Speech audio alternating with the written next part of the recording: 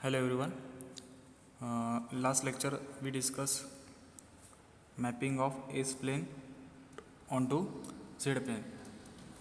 तो जो last lecture में हमने देखा था कि हम एक ट्रांसफॉर्मेशन यूज़ करते हैं Z1 is equals to e raise to s t क्यू कि अगर हमें कोई भी लैप्लास ट्रांसफॉर्म को Z ट्रांसफॉर्म में कन्वर्ट करना है तो हम क्या करते हैं, सिंपली लैप्लास ट्रांसफॉर्म में Z1 is equals to e raise to या e raise to s t is equals to Z1 ये सब्सटीट्यूट कर देते हैं। उसके बाद हम क्या करें, मैपिंग करें s plane to z plane. तो हमारा जो एस पॉइंट है, एस पॉइंट जो S1 एस प्लेन में एग्जिस्ट कर रहे हैं, हमने उसको लिया एक पॉइंट एस प्लेन का S1 जो है हमारा रो प्लस जे ओम, ये हमारा एक पॉइंट है इन एस प्लेन। उसे हमें क्या करना है, जेड प्लेन में मैप करना था। तो हमने क्या किया, फिर एस की वैल्यू यहाँ पे रख दिया। सपोज ये हमारा S1 पॉइंट है तो Z1 is equals to e raise to S1t। ये हम क्या कर रहे हैं, ट्रांसफॉर्मेशन यूज कर रहे हैं। क्यों कि हमें लैप्लास ट्रांसफॉर्म को मैप करना है Z ट्रांसफॉर्म में। तो जो लैप्लास ट्रांसफॉर्म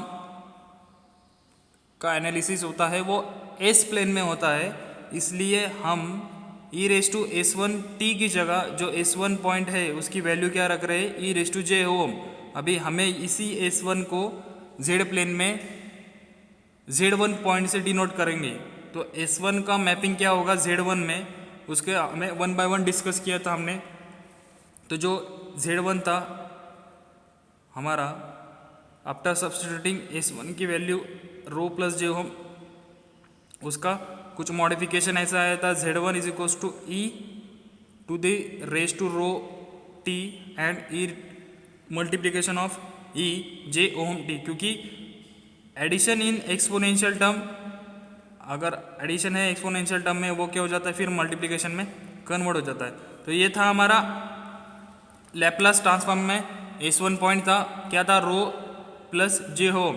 फिर हमने क्या किया, उसी लैप्लास ट्रांसफॉर्म को अगर हमें Z प्लेन में ट्रांसफॉर्म करना है तो हमने Z1 is equals to e raise to S1t एक सब्सटीट्यूशन लिया था। उसमें हमने S1 की पॉइंट, S1 की जगह ये वैल्यू पुट कर दी और उनके दो पार्ट्स में उसको स्प्लिट कर दिया। अभी हम क्या करेंगे, वन बाय वन डिस्कस करेंगे इफेक्ट ऑफ, क्या इफेक्ट होता है मेरा रियल पार्ट ऑफ S1 का ऑन Z प्लेन और इमेजिनरी पार्ट का क्या इफेक्ट होता है।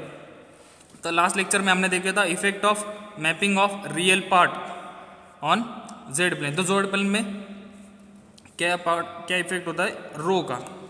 तो अगर सपोज रो की वैल्यू इक्वल्स टू 0 है तो क्या आएगा, फिर ई रेस टू रो की वैल्यू क्या है, 0। E raise to anything, e raise to 0, क्या हमेशा ई रेस टू एनीथिंग क्या एक की वैल्यू आती है, 1 आती है। तो rho is equals to 0, e raise to rho, rho is equals to 0 s plane में माप होगा ऑन जे ओमेगा एक्सिस। क्योंकि यहाँ पे 0 1 2 3 और यहाँ पे -1 -2 -3, तो ये मैप होगा इस प्लेन में जे ओमेगा एक्सिस पे। और इसी को अगर आप मैप करोगे ऑन Z प्लेन में तो Z1 इज इक्वल्स टू क्या है हमारा, e to the power rho e to the power s t में हम क्या देख रहे हैं अभी, सिर्फ Z1 is equals to e to the power rho t. अगर रो टी की वैल्यू आप क्या रखते हो, 0 रखते हो तो Z1 क्या आ जाएगा, सिर्फ हमारा 1 आ जाएगा। इसलिए हमने क्या किया, ये जो यूनिट सर्कल है उसकी बाउंड्री क्या है, ये रिंग है। तो जो हमारा S1 पॉइंट है उसकी वैल्यू अगर रो की वैल्यू 0 आती है तो वो Z प्लेन में मैप होगा on unit circle. Rho is equals to 0 s plane से मैप होगा यूनिट सर्कल पे इन Z प्लेन। सिमिलरली अगर रो की वैल्यू ग्रेटर देन 0 है तो एस प्लेन में ये क्या होगा, right side of J omega axis से प्लॉट होगा। क्योंकि यहाँ पे रो की वैल्यू हमेशा पॉजिटिव रहेगी, 1 2 3, रियल एक्सिस है ना ये, इसीलिए अभी इसी को हमें प्लॉट करना है ऑन Z प्लेन। तो सपोज आप क्या कर सकते हो, Z1 की जगह रो की कोई भी वैल्यू पुट कर सकते हो, e to the e raise to 2, e raise to 3, e raise to 3 4 t, कुछ भी ले सकते हो। तो आपकी ई की वैल्यू क्या आएगी, हमेशा पॉजिटिव आएगी, मीन्स Z1 की वैल्यू क्या आएगी, हमेशा पॉजिटिव आएगी। तो जो हमारा Z प्लेन में वो रो ग्रेटर देन 0 जो हमारा मैप होगा, वो मैप होगा on area outside the unit circle, area outside unit circle. ये सब चीज़ें आपको रीजन ऑफ कन्वर्जेंस में प्रॉपर्टीज के लिए हेल्पफुल रहेगी। आपको वहाँ पे रट्टा नहीं मारना पड़ेगा, क्योंकि 7 मार्क्स का हमेशा एक क्वेश्चन आता है यूनिवर्सिटी एग्जाम में कि write down the properties of ROC. इसलिए ये सब डिस्कशन चल रहा है, ये आपके सिलेबस में पॉइंट नहीं है, फिर भी ये हमें गेट में पढ़ाया गया था कि कैसे प्रॉपर्टीज ऑफ आरओसी एग्जिस्ट हुआ है, तो इसलिए ये सब चीज़ें हम 1 बाय 1 डिस्कस कर रहे हैं। फिर रो ग्रेटर देन 0 हमने देख किया। अभी रो की वैल्यू अगर लेस देन 0 है तो एस प्लेन में वहाँ पे कहाँ पे मैप होगा, left side of J omega axis, left side of J omega axis पे क्या रहेगा हमारा, रो लेस देन 0 की वैल्यू मीन्स -1 -2 -3।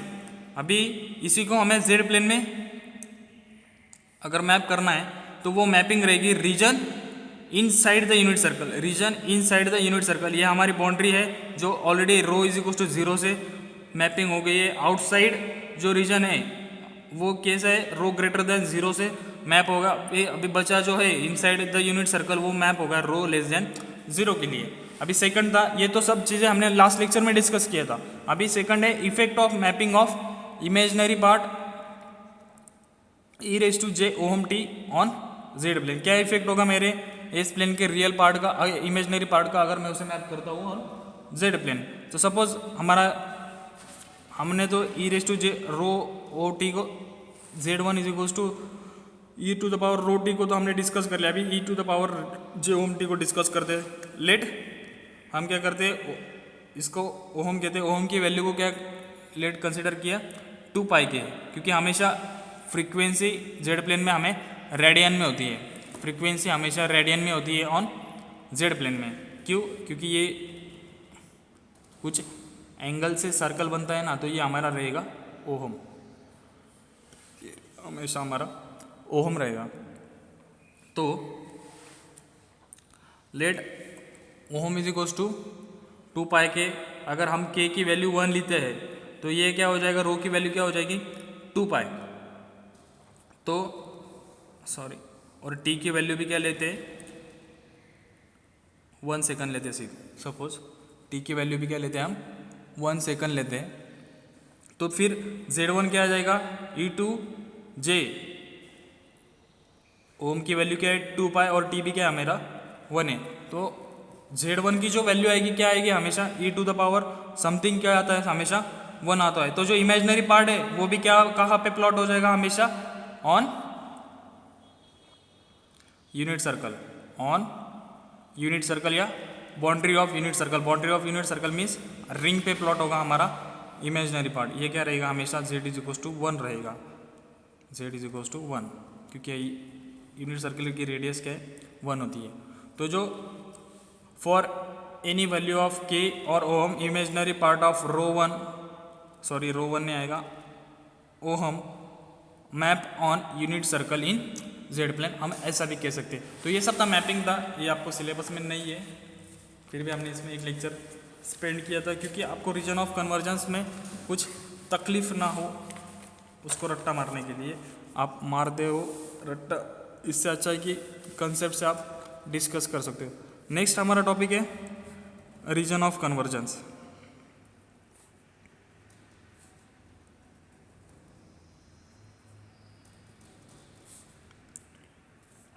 तो पहले हम देखो मैथमेटिकल टूल्स यूज़ होते हैं इलेक्ट्रिकल इंजीनियरिंग में, हमेशा 3 टूल्स यूज़ होते हैं, फूरियर ट्रांसफॉर्म, लैप्लास ट्रांसफॉर्म, फिर जेड ट्रांसफॉर्म। देखो मैंने सीक्वेंस क्या बताया, फूरियर ट्रांसफॉर्म, लैप्लास ट्रांसफॉर्म और जेड ट्रांसफॉर्म। तो तीनों में रीजन ऑफ कन्वर्जेंस टॉपिक आपको पढ़ना पड़ता है। तो फूरियर ट्रांसफॉर्म में आप फूरियर ट्रांसफॉर्म में एनालिसिस करते हो इन एस प्लेन में, बट आप फूरियर ट्रांसफॉर्म एस प्लेन में अप्लाई करते हो only in J omega axis, only in J omega axis. Laplace transform में आप एंटायर एस प्लेन में मीन्स रियल पार्ट पे भी और इमेजिनरी पार्ट पे भी लैप्लास ट्रांसफॉर्म अप्लाई कर सकते हो। और जेड ट्रांसफॉर्म में आप उसको इन यूनिट सर्कल के इनसाइड आउटसाइड की रीजन्स में अप्लाई करते हो। तो पहले हम देखते हैं लैप्लास ट्रांसफॉर्म कि लैप्लास ट्रांसफॉर्म में रीजन ऑफ कन्वर्जेंस क्या होता है। तो आरओसी की डेफिनेशन है, रीजन ऑफ कन्वर्जेंस की डेफिनेशन ही ऐसी कुछ बनी है। तो डेफिनेशन है आरओसी की, द वेरिएशन ऑफ S1 और रो, S1 क्या था हमारा, रो प्लस जे ओमेगा, और रो रियल पार्ट की जो वैल्यूज रहेगी वो। तो ROC की डेफिनेशन क्या है, द वेरिएशन ऑफ S1 और रो 1 for which Laplace transform converges or exist is called a region of convergence। तो क्या डेफिनेशन है, द वेरिएशन ऑफ रो 1 और रो 1, वेरिएशन ऑफ रो 1 और S1। तो रो की वैल्यू क्या है, हमेशा y एक्सिस पे होता। तो वेरिएशन ऑफ रो मीन्स हमारा जो x एक्सिस है हमेशा क्या आएगा, रो से डिनोट होगा। तो जो हम रो की वैल्यूज को क्या कर रहे हैं, वेरी कर रहे हैं, मीन्स हम क्या कर रहे हैं, कुछ ऐसा रीजन ले रहे हैं फॉर रो वैल्यूज के लिए जहाँ पे हमारा क्या हो, लैप्लास ट्रांसफॉर्म कन्वर्ज मीन्स एक सिंगल वैल्यू आना चाहिए, या सिंपली आप इसको कह सकते हैं एक फाइनाइट वैल्यू आनी चाहिए हमारे लैप्लास ट्रांसफॉर्म की। अगर हमारे एस प्लेन में ROC में एक फाइनाइट वैल्यू आती है, तभी उस पॉइंट पे हम कह सकते हैं कि हमारा लैप्लास ट्रांसफॉर्म एग्जिस्ट हो रहा है। तो हम क्या कर रहे हैं, रो की कुछ वैल्यूज को वेरी कर रहे हैं इन एस प्लेन में to check whether the my Laplace transform exist और नॉट। तो ये एग्जिस्ट कब होगा, जब मेरे लैप्लास ट्रांसफॉर्म की वैल्यू क्या आएगी, हमेशा फाइनाइट वैल्यू आएगी। तो फिर रीजन ऑफ कन्वर्जेंस में आपका ROC क्या हो सकता है, या तो फिर एक तो राइट साइड में भी हो सकता है, लेफ्ट साइड में भी हो सकता है, या फिर एंटायर एस प्लेन भी हो सकता है। ये मेरा एस प्लेन है, राइट साइड भी हो सकता है, लेफ्ट साइड भी हो सकता है, और एंटायर एस प्लेन भी हो सकता है, क्योंकि लैप्लास ट्रांसफॉर्म एक तो राइट साइड में भी एग्जिस्ट हो सकता है, लेफ्ट साइड में भी हो सकता है, या पूरे एंटायर में एस प्लेन में भी क्या हो सकता है, एग्जिस्ट हो रहा है। तो हम क्या कर रहे हैं, एक रीजन फाइंड कर रहे हैं जहाँ पे हमारा लैप्लास ट्रांसफॉर्म को क्या कर रहा है, एग्जिस्ट हो रहा है या नहीं हो रहा है। और ROC क्यों डिफाइन करते हैं, क्योंकि हमें सिस्टम की स्टेबिलिटी चेक करनी पड़ती है। अगर आप कंट्रोल सिस्टम 1 में जाओगे तो आपने पढ़ा होगा कि हमेशा पोल्स राइट साइड में, लेफ्ट साइड में क्यों चाहिए। राउथ हार्विट्ज क्राइटेरिया में आप देखते हैं ना कि चेक करते हैं स्टेबिलिटी के लिए हमेशा हमारे लेफ्ट पोल्स क्या होने चाहिए, लेफ्ट साइड में होने चाहिए, या रूट्स ऑफ द इक्वेशन क्या होने चाहिए, हमेशा left side of the s plane होने चाहिए। तो ये सब स्टेबिलिटी के लिए ROC डिस्कस किया जाता है। सिमिलरली हम ROC की डेफिनेशन फिर पढ़ेंगे Z ट्रांसफॉर्म में, ROC। तो क्या आएगी डेफिनेशन, सिमिलर आएगी, द वेरिएशन ऑफ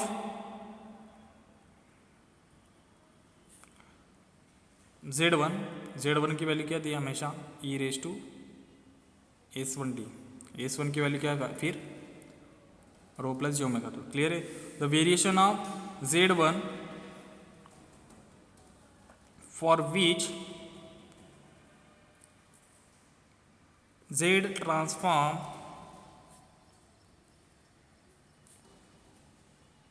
कन्वर्जेस और फाइनाइट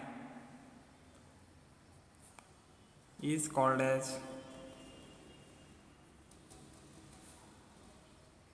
region of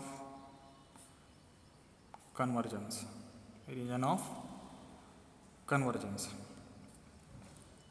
फिर Z प्लेन में भी क्या आएगा, देखो अभी हमने देखा था मैपिंग फ्रॉम लैप्लास ट्रांसफॉर्म से Z ट्रांसफॉर्म पे, हमने S plane to Z plane में मैपिंग किया था। सिमिलरली फिर ROC की जो मैपिंग होगी from ROC of Laplace transform to Z transform होगी। जैसे हमने मैप किया था इस पॉइंट को S प्लेन से Z प्लेन में, वैसे ही हमारी ROC भी क्या होती है, हमेशा ट्रांसफॉर्म होती है from S plane to Z plane. तो हमारा ROC क्या हो सकता है, मे बी एक तो रीजन इनसाइड यूनिट सर्कल, या फिर ऑन यूनिट सर्कल और रीजन आउटसाइड यूनिट सर्कल या एंटायर जेड प्लेन और एंटायर जेड प्लेन। तो ये 3-4 रीजन्स है जहाँ पे हमारा क्या हो सकता है, जेड ट्रांसफॉर्म एग्जिस्ट हो सकता है। तो इसको एक एग्जांपल से भी हम क्या कर सकते हैं, डिस्कस कर सकते हैं। तो हमारी लैप्लास ट्रांसफॉर्म की डेफिनेशन क्या है, सपोज लैप्लास ट्रांसफॉर्म की डेफिनेशन है इन टाइम डोमेन में कि क्या है, या लैप्लास ट्रांसफॉर्म की डेफिनेशन है x of t is equals to minus infinity to plus infinity x of t e to the power minus s t d t. Let x of t क्या है हमारा, एक स्टेप सिग्नल है, e of t step signal. Put कर देते minus infinity to plus infinity, x of t क्या है, e of t e to the power minus s t. E of t की हमेशा देखो, ये हमारा ई ऑफ टी है, इसका magnitude with respect to time क्या हमेशा 1 है, तो ई ऑफ टी की वैल्यू क्या रहेगी, हमेशा 1 रहेगी।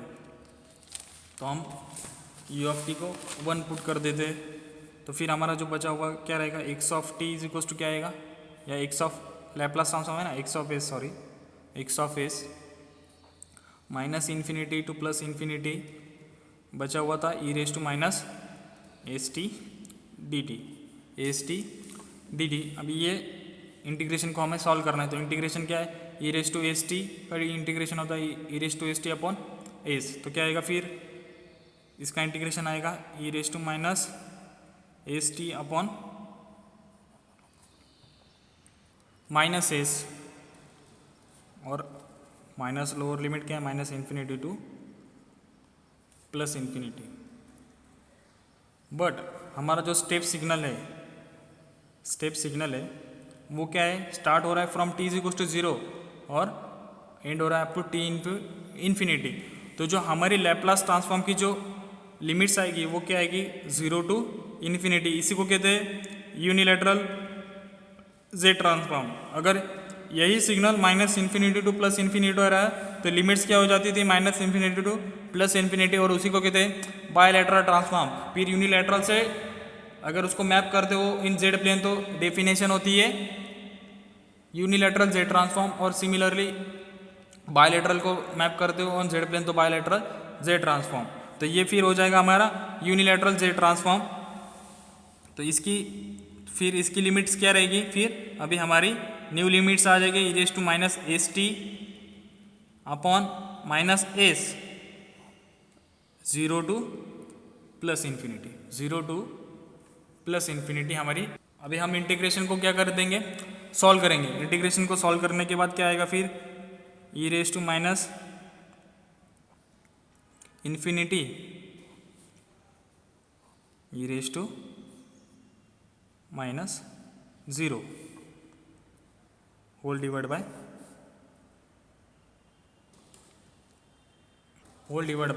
Minus s. E raise to infinity क्या होता है हमेशा, anything raise to infinity 0, e raise to minus e raise to anything 0, e raise to anything क्या आ जाएगा, ये -1 आ जाएगा, ई रेज टू माइनस 0 की वैल्यू, और डिवाइड बाय माइनस एस। तो इसको सॉल्व करने के बाद हमारे एक्स ऑफ एस की वैल्यू क्या आ जाएगी, ये जो हमारा रहेगा एनीथिंग रेज टू 0 या निगेटिव पॉजिटिव कुछ भी वैल्यू रहे, क्या आएगा, पॉजिटिव वाले आएगा। अगर आप पुट करके भी देखें, क्योंकि 0 की वैल्यू हमेशा नेगेटिव में नहीं जाती, तो इसको जनरली हम पॉजिटिव में लेते, तो एनीथिंग रेज टू 0 क्या आएगा, कुछ पॉजिटिव वाले का। तो क्या हमारा +1 आया। फिर एक्स ऑफ एस हमारा फिर लैप्लास ट्रांसफॉर्म होता है यूनिट स्टेप सिग्नल का, क्या आता है हमेशा 1/s, x of s is equals to 1/s। अभी ये लैप्लास ट्रांसफॉर्म कब एग्जिस्ट होगा, जब एस की वैल्यू क्या होनी चाहिए, ग्रेटर देन 0 होनी चाहिए। क्यों, देखो सपोज एस प्लेन में हमारा यूनिट स्टेप सिग्नल ऐसे है, तो एस सिग्नल क्या है, राइट साइडेड सिग्नल है। तो हमेशा लैप्लास ट्रांसफॉर्म भी कहाँ पे लैप्लास एग्जिस्ट होगा या अप्लाई होगा? On right sided. एस की वैल्यू S1 S2 S3 कुछ भी रहे 1 2 3, वहाँ पे क्या होगा? लैप्लास ट्रांसफॉर्म हम अप्लाई करेंगे। तो एस की वैल्यू क्या होनी चाहिए? ग्रेटर देन 0 होनी चाहिए। और रो की वैल्यू हमेशा एक्स एक्सिस किस से डिनोट होता है इन एस प्लेन में? रो से। और वाई एक्सिस जे ओम से। तो हम ऐसा कह सकते हैं कि यही अगर एक्स ऑफ एस जो लैप्लास ट्रांसफॉर्म है हमारे स्टेप सिग्नल का, उसको अगर एग्जिस्ट होना है ऑन एस प्लेन, तो हमें क्या चाहिए? रियल पार्ट ऑफ एस और हम ऐसे real part of S should be greater than 0। और हम ऐसे भी कह सकते हैं रो शुड बी ग्रेटर देन 0। अगर 0 होता है तो क्या आ जाएगा? 1/0। या एस की वैल्यू, एस क्या है मेरा? रो प्लस जे ओम। तो ये रियल पार्ट ऑफ एस, और या इसको ऐसे भी लिख सकते हैं। तो रियल पार्ट ऑफ एस अगर 0 है तो क्या आ जाएगा? इन्फिनिटी। और अगर -1 लेते हैं, सपोज नेगेटिव वैल्यू लेते हैं लेस देन 0 -1, तो क्या आ रहा है? एक्स ऑफ एस हमारा -1 आ रहा है। बट हमारे सिग्नल का मैग्नीट्यूड क्या है? From t = 0 to infinity. तो यहाँ पे लैप्लास ट्रांसफॉर्म एग्जिस्ट नहीं, क्योंकि सिग्नल ही एग्जिस्ट नहीं हो रहा है ना। तो वहाँ पे हम लैप्लास ट्रांसफॉर्म को कोई भी वैसे अप्लाई नहीं कर सकते। बट राइट साइड में मेरा लैप्लास ट्रांसफॉर्म कब एग्जिस्ट हो रहा है, या ऐसा कब रीजन मिलेगा? जब एस की वैल्यू हमें क्या चाहिए? शुड बी ग्रेटर देन 0 चाहिए। तो ये हमारी क्या है? ROC की कंडीशन है फॉर दैट। सिमिलरली हम Z ट्रांसफॉर्म के ROC भी पढ़ेंगे after properties of Z transform. तो आई होप आपको क्लियर होगा कि ROC की कंसेप्ट क्या है, क्यों हम ROC को पढ़ते। अभी यहाँ से नेक्स्ट टॉपिक स्टार्ट होता है हमारा प्रॉपर्टीज ऑफ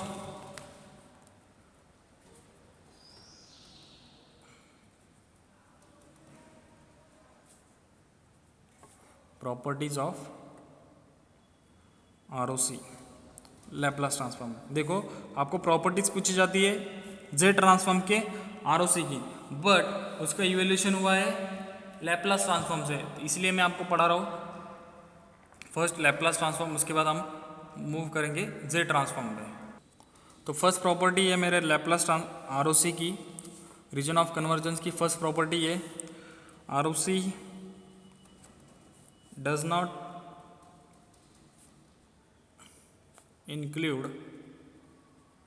include any पोल। देखो पोल पे हमारी डेफिनेशन, तो जीरोज और पोल्स हम यूज़ करते हैं सिस्टम की स्टेबिलिटी को एनालिसिस करने के लिए। आपको पता है ट्रांसफर फंक्शन हम यूज़ करते हैं सिस्टम को मैथमेटिकली रिप्रेजेंटेशन करने के लिए। सपोज मेरा एक सिस्टम है ए सिस्टम है,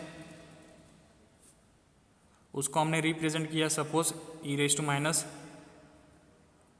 से, e⁻²t से, और फिर उसको हम सिंप्लीफाई करने के लिए उसको लैप्लास ट्रांसफॉर्म में कन्वर्ट करते हैं। e⁻²t का लैप्लास ट्रांसफॉर्म होता है 1/s+2, 1/s+2। तो जो ये ट्रांसफर फंक्शन है एक्स ऑफ एस, ये क्या है? मेरा मैथमेटिकल रिप्रेजेंटेशन है सिस्टम ए का। अभी ट्रांसफर फंक्शन के दो पार्ट्स होते हैं, न्यूमरेटर डिनोमिनेटर, तो न्यूमरेटर में जो कैरेक्टरिस्टिक्स इक्वेशन आती है,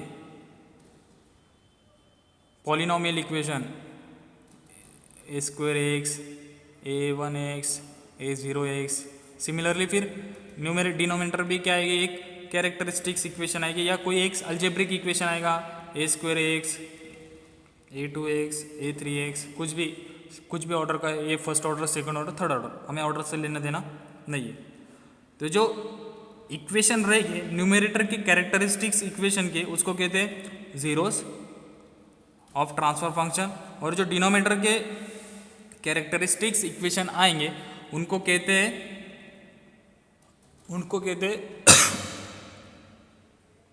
poles of the transfer function, उनको कहते हैं poles of the transfer function. तो ये पोल्स मेरे तो सपोज ये मेरा ट्रांसफर फंक्शन है x of s equal to 1/s+2, इसका कैरेक्टरिस्टिक्स इक्वेशन क्या है फिर s+2। तो इसके कैरेक्टरिस्टिक्स इक्वेशन के जो रूट्स आएंगे क्या आएंगे, लेट्स रूट्स फाइंड करने, तो हम क्या करते हैं s+2 को इक्वल टू 0 करते हैं, तो रूट्स आएंगे s इज इक्वल टू -2। तो क्या कर रहा है, यही मेरे क्या है सिस्टम के पोल्स होते हैं। मैंने बताया ना roots of the characteristics equation is called as poles of the transfer function. तो ये क्या रहेंगे, मेरे पोल्स रहेंगे इस कैरेक्टरिस्टिक्स इक्वेशन के लिए। तो पहली प्रॉपर्टी क्या है, R O C does not contain any pole. क्यों, अगर सपोज मैं एस इज इक्वल टू -2 को एक्स ऑफ एस में पुट कर देता हूँ तो क्या आएगा 1/-2 + 2। तो मेरा ये जो एक्स ऑफ एस है उसकी वैल्यू आ रही है इन्फानाइट। तो यहाँ पे लैप्लास ट्रांसफॉर्म या आरओसी की डेफिनेशन ही एग्जिस्ट नहीं होती, क्योंकि ये इनफाइनाइट वैल्यू दे रहा है तो लैप्लास ट्रांसफॉर्म एग्जिस्ट नहीं होगा, इसलिए ROC does not contain any pole. Second property है boundary of ROC will be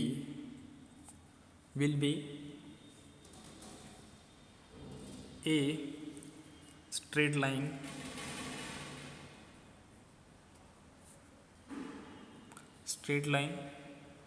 parallel to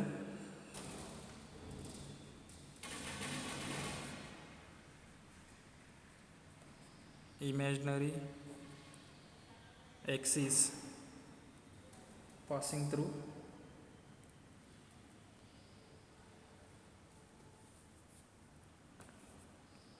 imaginary axis. The boundary of ROC will be a straight line parallel to imaginary axis.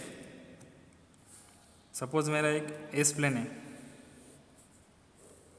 है, ये मेरा real part of S है और ये imaginary part of S है। इसी को हम क्या से जे ओम से रिप्रेजेंट करते हैं और इसी को रो से रिप्रेजेंट करते हैं।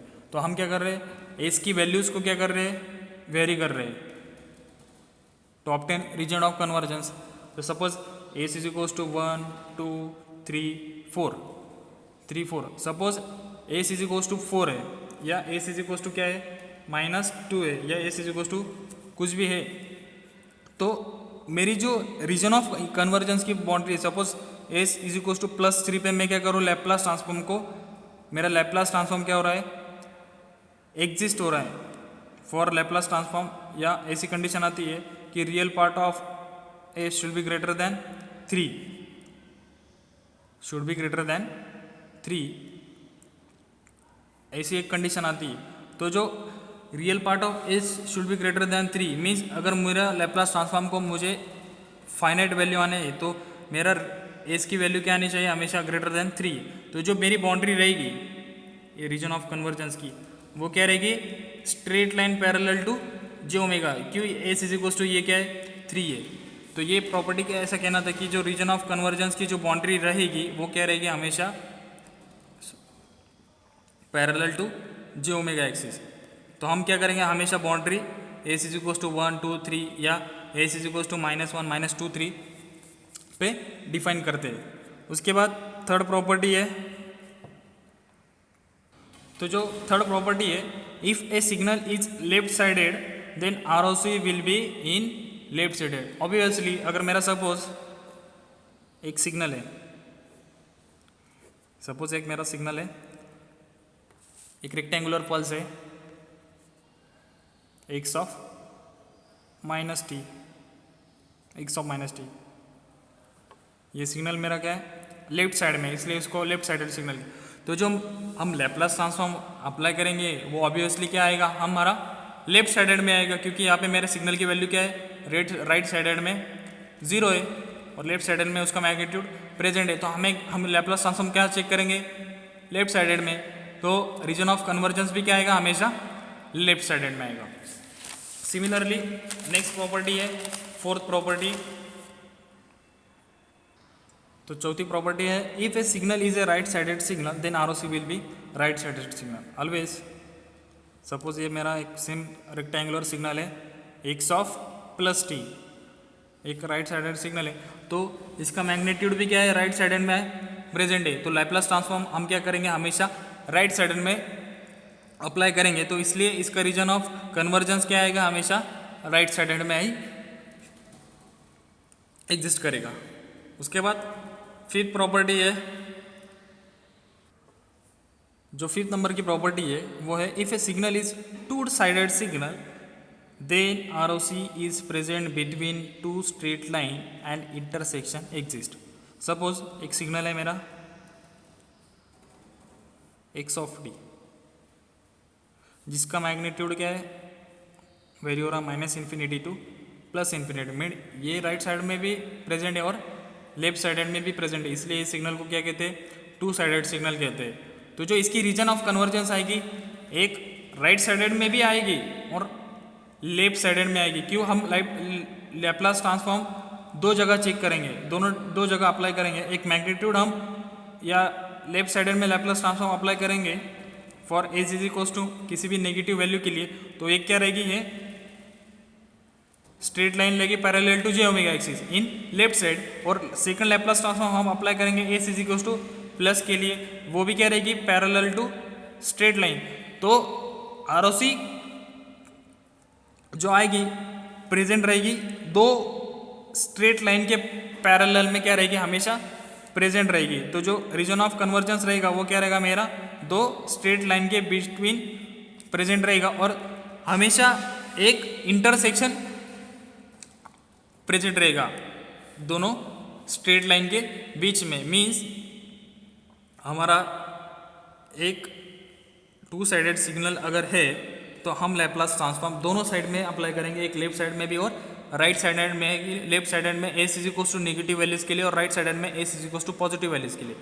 तो जो हमें दो आरओसी मिलेंगी, तो दो आरओसी क्या रहेंगे, हमेशा पैरेलल रहेंगे जे ओमेगा एक्सिस के लिए, जे ओमेगा एक्सिस के लिए पैरेलल रहेंगी। तो दोनों स्ट्रेट लाइन के बीच में का जो एरिया रहेगा वो क्या रहेगा, मेरा आरओसी रहेगा, और दोनों के बीच में एक इंटरसेक्शन पॉइंट भी रहेगा। उसके बाद सेकंड प्रॉपर्टी है, 6 नंबर की प्रॉपर्टी जो है, if a signal is finite duration signal then ROC will be entire s plane. एक सिग्नल है जो क्या है, फाइनाइट ड्यूरेशन सिग्नल है। सपोज एक फाइनाइट ड्यूरेशन सिग्नल है जो हो रहा है टी इज इक्वल्स टू -2 से लेके टी इज इक्वल्स टू +2 पे ख़त्म हो रहा है। ये एक सपोज एक एक्स ऑफ टी सिग्नल है जिसका स्टार्टिंग पॉइंट -2 एंडिंग पॉइंट +2 है। ये क्या है, फाइनाइट ड्यूरेशन सिग्नल। तो इसका जो रीजन ऑफ कन्वर्जेंस रहेगा वो क्या रहेगा, इंटायर एस प्लेन रहेगा, इंटायर एस प्लेन रहेगा, इंटायर एस प्लेन रहेगा। मीन्स ये नेगेटिव या ये राइट साइड भी को भी मैप करेगा, जे ओमेगा एक्सिस को भी मैप करेगा और right side of the s plane को भी मैप करेगा। 7 नंबर की जो प्रॉपर्टी है,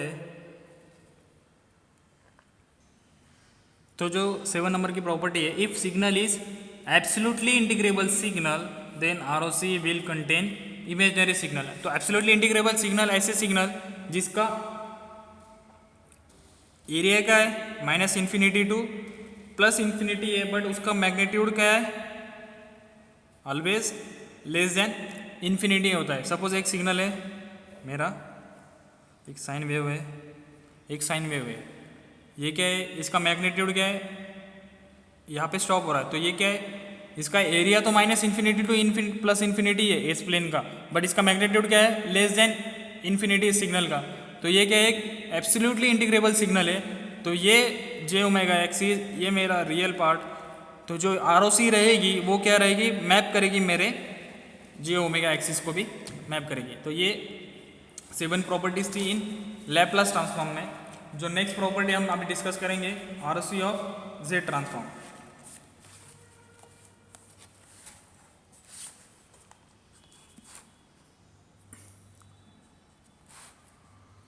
प्रॉपर्टीज ऑफ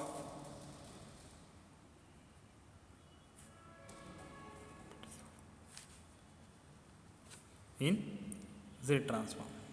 तो यहाँ पे आपका एक 6 मार्क्स का या 4 मार्क्स का हमेशा इन सेम में क्वेश्चन आता है कि भाई साहब explain the properties of region of convergence for z transform. तो हमने जैसे मैपिंग किया था s plane to z plane, वैसे ही हम क्या करेंगे, अभी मैपिंग करेंगे properties of Laplace transform of R O C into z plane of properties of R O C. तो लैप्लास ट्रांसफॉर्म में हमारी प्रॉपर्टी थी R O C does not include any pole. तो सिमिलरली हमारी जो जेड ट्रांसफॉर्म में जो property रहेगी आर ओ सी की, वो भी क्या रहेगी, R O C does not include any pole. अगर पोल अगर जेड ट्रांसफॉर्म में के डिनोमिनेटर में प्रेजेंट है या लैप्लास ट्रांसफॉर्म में प्रेजेंट है, वो क्या कर देगा, मेरे ओवरऑल ट्रांसफर फंक्शन को इनफाइनाइट कर देगा। फिर वहाँ पे हम लैप्लास ट्रांसफॉर्म या जेड ट्रांसफॉर्म को एग्जिस्ट नहीं कर देंगे। सेकंड प्रॉपर्टी थी हमारे लैप्लास ट्रांसफॉर्म में क्या थी, boundary of a R O C will be a straight line parallel to imaginary axis. तो यहाँ पे भी क्या आएगी, फिर अभी नेक्स्ट प्रॉपर्टी हमारी जेड ट्रांसफॉर्म में, अगर इसी को मैप कर दें हम जेड प्लेन में, तो जो सेकंड नंबर की प्रॉपर्टी थी क्या थी, boundary of R O C will be a straight line parallel to imaginary axis. तो इमेजिनरी एक्सिस की जो आर ओ सी की ये क्या थी, स्ट्रेट लाइन थी, बाउंड्री थी in s plane for Laplace transform. Similarly अगर जेड ट्रांसफॉर्म में अगर इसके आर ओ सी को आप मैप करोगे तो बाउंड्री क्या रहती है हमेशा जेड प्लेन में, हम यूनिट प्लेन जेड प्लेन को अगर हम एनालिसिस करते तो हमेशा क्या होता है, यूनिट सर्कल होता है। और हम क्या करते हैं, एस प्लेन को मैप करते हैं इनसाइड आउटसाइड और ऑन यूनिट सर्कल। तो इसकी बाउंड्री क्या है, एक रिंग है इंक्लूडिंग सेंटर एट ओरिजिन। तो boundary of R O C will be a ring और centre at origin in z plane. Third number की जो प्रॉपर्टी है इन लैप्लास ट्रांसफॉर्म क्या है, if a signal is left sided then R O C will be in left sided. Similarly in z transform में क्या आएगा, तो जो मेरी जेड ट्रांसफॉर्म में जो थर्ड प्रॉपर्टी रहेगी, if signal is left sided signal then R O C of z transform will be outside unit circle. देखो एस प्लेन में लेफ्ट साइडेड सिग्नल मीन्स ये एक लेफ्ट साइडेड सिग्नल है for जिसका magnitude या जिसका ये पार्ट क्या रहेगा, हमेशा लेस देन जीरो रहेगा। हमने मैपिंग में पढ़ा था for rho less than zero, उसको हम मैप करते हैं region outside unit circle in z plane. तो फिर आर ओ सी भी क्या रहेगी, region outside unit circle in z plane. So if a signal is left sided signal then R O C will be outside unit circle. तो इसलिए हमने mapping पढ़ा था कि रो लेस देन जीरो के लिए जेड प्लेन में क्या मैप होता है, rho greater than zero, rho is equal to zero में जेड प्लेन में क्या इफेक्ट आता है। तो आर ओ सी के लिए हमने मैपिंग ऑफ एस प्लेन पढ़ा था। जो नेक्स्ट प्रॉपर्टी है, फोर्थ नंबर की प्रॉपर्टी थी हमारी, if a signal is right sided signal then R O C will be right sided. अभी जेड ट्रांसफॉर्म में इसकी प्रॉपर्टी आएगी फोर्थ नंबर। तो जेड ट्रांसफॉर्म में भी सिमिलर प्रॉपर्टी आएगी as compare to Laplace transform. अगर signal if a signal is right sided signal then R O C will be inside unit circle. देखो mapping किया था, या आप ऐसे भी देख सकते हैं एस प्लेन में अगर सिग्नल राइट साइडेड है तो ऑब्वियसली उसका मैग्नीट्यूड क्या आएगा, हमेशा पॉजिटिव आएगा, या रो से या रियल पार्ट क्या रहेगा, हमेशा ग्रेटर देन जीरो रहेगा। तो उसको हमने मैप किया था मैपिंग के वक्त inside unit circle of z plane. तो रीजन ऑफ कन्वर्जेंस भी क्या रहेगा, हमेशा इनसाइड यूनिट सर्कल। मीन्स हम जेड प्लेन का जेड ट्रांसफॉर्म अप्लाई करेंगे inside unit circle in z plane, and in s plane Laplace transform हम अप्लाई करेंगे in right side of s plane. Similarly fifth property in Laplace transform में क्या थी, if a signal is two sided signal then R O C is present between two straight line at intersection always exist. अभी देखते हैं इस transform में इसकी property. तो जो फिफ्थ नंबर की प्रॉपर्टी है हमारे जेड ट्रांसफॉर्म के आर ओ सी की, if a signal is two sided signal then R O C contain two concentric signal, अगर मेरा सिग्नल टू साइडेड सिग्नल है तो उसको हम एस प्लेन में मैप करते थे region between two straight line, region between two straight line of J omega axis. ये मेरा जो ओमेगा एक्सिस उसके बीच में क्या था, ये रीजन था जो उसका रीजन ऑफ कन्वर्जेंस है। सिमिलरली फिर मेरी बाउंड्री क्या रहती थी, एक यूनिट सर्कल की, तो दो यहाँ पे दो आरओसीज आ रही है तो यहाँ पे दो यूनिट सर्कल आएंगे और जो दो यूनिट सर्कल के बीच का जो रीजन रहेगा वो क्या रहेगा, मेरा रीजन ऑफ कन्वर्जेंस रहेगा फॉर जेड प्लेन। उसके बाद 6 नंबर की जो प्रॉपर्टी है for Laplace transform, if a signal is finite duration signal then ROC will be in contain entire s plane. Similarly z plane में भी क्या रहेगी प्रॉपर्टी, तो 6 नंबर की प्रॉपर्टी है if signal is finite duration signal then ROC contain entire s plane, तो entire z plane sorry, तो s plane में क्या थी, अगर मेरा सिग्नल फाइनाइट ड्यूरेशन सिग्नल है तो region of conversion in Laplace transform क्या था, इंटायर एस प्लेन था, means right side at j omega और left side signal left side भी क्या करता था, वो इंक्लूड करता था। अभी सिमिलरली जेड प्लेन में भी क्या आएगा, फिर इंटायर रीजन आ जाएगा जेड प्लेन का, means region outside unit circle inside unit circle and वो यूनिट सर्कल की रिंग को भी इंक्लूड करेगा। अभी जहाँ पे हम क्या कर सकते हैं, जेड ट्रांसफॉर्म अप्लाई कर सकते हैं। मीन्स अभी अगर फाइनाइट ड्यूरेशन सिग्नल है तो हम सिग्नल जेड ट्रांसफॉर्म की पॉसिबिलिटी क्या हो सकती है एग्जिस्ट होने की, रीजन आउटसाइड यूनिट सर्कल और ऑन यूनिट सर्कल और इनसाइड यूनिट सर्कल। उसके बाद नेक्स्ट प्रॉपर्टी है if a signal is absolute summable signal then ROC contain ring of unit circle. देखो लैप्लास ट्रांसफॉर्म में क्या कहता है, if a signal is absolutely integrable. देखो कंटिन्यूस टाइम में एनालॉग सिग्नल को एब्सोल्युटली इंटीग्रेबल सिग्नल कहा जाता है और हम जेड ट्रांसफॉर्म अप्लाई करते फॉर डिजिटल सिग्नल या डिस्क्रीट सिग्नल, तो वहाँ पे एब्सोल्युटली समेबल सिग्नल कहा जाता है, जिनका मैग्नीट्यूड लेस देन इन्फिनिटी होता है, ऐसे सिग्नल को डिजिटल में कहा जाता है एब्सोल्युटली समेबल सिग्नल। तो लैप्लास ट्रांसफॉर्म में वो इमेजिनरी एक्सिस को कंटेन कर रहा था, means rho is equals to 0 को रिप्रेजेंट करता था, उसको हम एस प्लेन में मैप करते थे, एस प्लेन से जेड प्लेन में मैप करते थे, तो वो होता था रिंग को इंक्लूड करता था। सिमिलरली फिर यहाँ पे भी आएगा, आरओसी क्या करेगा, रिंग को शो करेगा। तो if a signal is absolutely summable signal then ROC contain ring of unit circle. I hope आपको रीजन ऑफ कन्वर्जेंस में कोई डाउट नहीं होगा। अगर आपको कुछ डाउट्स है तो आप पर्सनली भी मेरे से पूछ सकते हो, या फिर वीडियो को एक स्टार्टिंग से आपको पढ़ना पड़ेगा रीजन ऑफ कन्वर्जेंस। आपको बेसिक्स टाइप्स ऑफ सिग्नल से पढ़ के वन बाय वन सब वीडियोस को देख के आपको सब टॉपिक्स क्लियर होगी।